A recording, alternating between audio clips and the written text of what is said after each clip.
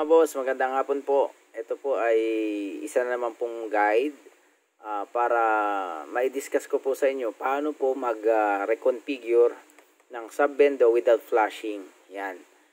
Okay, ito po yung sub-bendo natin na para sa Wi-Fi 5. Okay.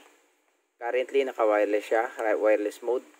Pero pag ano po yan, ito po kasing dalawang tong button na to is ito restart, ito ay config. Okay, pag pinutin ko yung restart, magre-restart yung ating sub-bendo. Yan. Connecting to LAN. Yan. Connecting to LAN siya.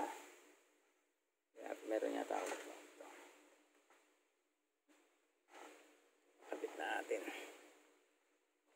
Oops. Yan, nag-wireless na siya. Pero subukan natin yung ikabit yung LAN. Tapos, turo ko sa inyo kung paano yung yan. Ikabit na yung LAN niya.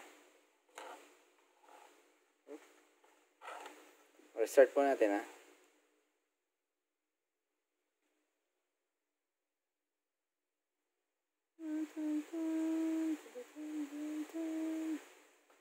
Okay.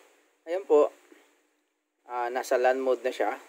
Okay, ang gawin natin, i-reconfig natin itong bendo natin, sub-bendo natin sa ibang AP. Ang gagawin nyo lang po ay press, ito po yung titignan nyo yung indicator na yan. Green po kapag connected na. So, press lang tayo ng restart, ito. Then press config. Makikita nyo po, nagbiblink yan. Ngayon, pag nag-red yan, papasok yan sa setup mode. Okay? Ulitin ko po. Press ito. Tapos press nyo po yung config, yung katabi niya. Magbiblink po yan. Yan. Papasok sa setup mode. Magkakaroon po ng SSID. Kukunik lang po kayo doon. Tapos piliin nyo po yung bagong AP kung saan nyo po ikukunik yung sub-bendo nyo. Ano po? Ayan sir, mga boss. Sana may natutunan kayo. Please like and subscribe sa ating YouTube channel para po sa susunod na mga video. Maraming salamat po mga sir.